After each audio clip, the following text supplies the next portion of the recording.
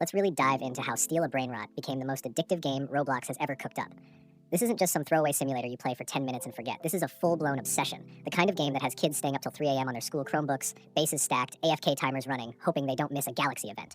It's wild, because on the surface it looks goofy, just brain rots with random names generating cash. But once you get in, it's over. The game takes your attention, chews it up, and doesn't let go. When you first spawn, you realize the game wastes no time humbling you. You're broke. No Robux shop to save you, no starter packs that turn you into a mini-millionaire. Just you, a tiny base, and the cheapest brain rot you can afford. Half the time you can't even get the starter item without waiting. It's painful. But that pain is the spark, the hunger to upgrade, to grab the next brain rot on the conveyor, to climb your way out of poverty.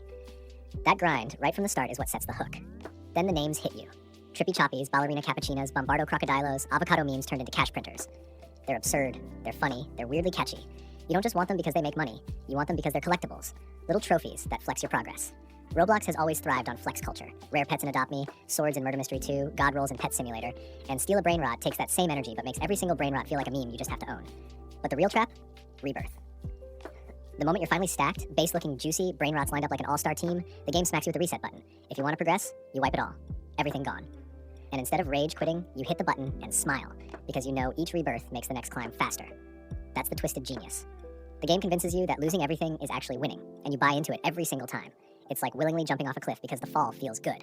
Add the galaxy event on top of that, and the addiction skyrockets. Spins with 1% odds, crazy jackpots, instant billion-dollar pulls. It's Roblox gambling dressed up as a kid's tycoon. You can't resist it. One spin could change everything, so you keep chasing. That's the same dopamine loop games like Fortnite and FIFA made billions off of, but here it's compressed into a Roblox package with brain rots instead of loot boxes. And every time you win, it feels like you outsmarted the game, even though the game set you up to feel that way. Then comes the mechanic that made this game legendary: stealing.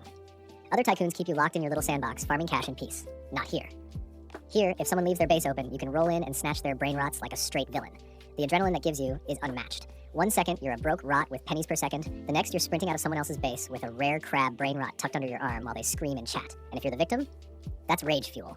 You log back in just to grind harder, to steal back, to protect your base. That constant back and forth being predator and prey fuels endless drama. And drama is the secret sauce of Roblox addiction. But the chaos doesn't stop there. The admins know exactly what they're doing with their events. Every time Sammy or another admin spawns in, it's pandemonium. Lucky blocks, diamond brain rots, multipliers, brand new drops. It's like Christmas morning mixed with a riot. Half the lobby is broke, crying they can't afford the good stuff. The other half is flexing like crazy. And everyone, rich or broke, stays logged in because missing an event means missing history. The fear of missing out is insane. You never log off because you never know when the next admin event might flip the whole server upside down. The design of the brain rots themselves seals the deal. They're not just cash generators, they're characters. Each one is a meme, a joke, a parody, or some random nonsense that makes you laugh. You're not grinding for faceless upgrades, you're grinding for goofy personalities. And when you finally get a rare one, it's like pulling a shiny Pokemon. You flex it in chat, you guard it with your life, and you feel like you're part of an exclusive club. That collectability factor, paired with the absurd humor, makes the grind feel way less like work and way more like an adventure. What's even crazier is how the game constantly moves the goalposts. You finally scrape together 100 million for a rebirth, now you need 12.5 billion. Hit that, now it's 500 billion, then trillions. It's endless. You never feel done because the game won't let you. And that's the brilliance. Every time you hit a milestone, there's already a bigger one waiting. It tricks your brain into believing you're always one grind away from greatness. Then there's the community. This game wouldn't be half as addictive without the social element. Public lobbies are chaos. Players flexing rare brain rots in chat, others begging for trades, randoms pulling up to rob bases, everyone clowning each other when they take L's. The culture is toxic in the funniest way possible. If you're broke, you're a target. If you're stacked, you're still a target. Nobody's safe, and that energy makes every session entertaining. Even if nothing big happens, the chat alone feels like content. That's why creators flock to it. Every moment is clip-worthy. YouTube and TikTok blew the game up even more. Watching someone spend 24 hours straight grinding brain rot, screaming over spins, rage quitting after a rebirth, or giving away rare secrets because they failed a challenge. That's peak entertainment. And the viewers? They eat it up because they've lived those same highs and lows. Every spin that goes bad, every robbery that hits clutch, every admin event that spawns something insane, it's relatable chaos. That virality feedback loop pulled more and more players in, each one wanting to experience it for themselves. And that's how the addiction snowballs. You get RNG highs from spins, adrenaline from stealing, dopamine from collecting, satisfaction from rebirthing, and drama from the community, all at once. No other Roblox game bundles all that chaos together so seamlessly. It's like 3 games in one: a simulator, a gambling wheel, and a PvP troll fest. Even the overnight AFK grind adds to the obsession. Players literally leave their computers on, timers ticking, praying their base survives the night.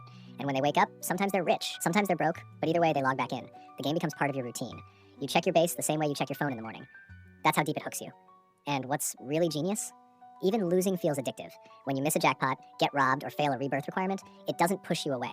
It pulls you deeper, because you're convinced the next run will be better. That's the same psychological trick slot machines use. You're always one pull away from the win. Steal A Brainrot weaponized that psychology inside Roblox, and the kids never stood a chance. By the time you've stacked a full base of Brainrot gods, glitch multipliers, and diamond rares, you feel unstoppable. But the game reminds you with one click. Rebirth wipes it all, and you don't even cry about it. You just start again, because by then, you're hooked. You've already convinced yourself the grind is fun, even when it's painful. That's not just a game at that point, it's an addiction. And that's why Steal A Brainrot took over Roblox so fast. It mastered the loop. Give players just enough power to feel unstoppable, just enough setbacks to keep them chasing, and just enough chaos to make every session entertaining. Pair it with meme aesthetics, admin-fueled events, and the ability to steal from each other, and you've got the most cracked formula Roblox has seen in years. It's not balanced, it's not fair, and it's not peaceful. But it doesn't have to be. It's entertaining, it's chaotic, and it keeps you coming back. And that's why this goofy little game about brain rots is now the most addictive game on the entire platform. Because once you load in, you're not just playing, you're stuck in the cycle. And deep down, you don't even want to escape.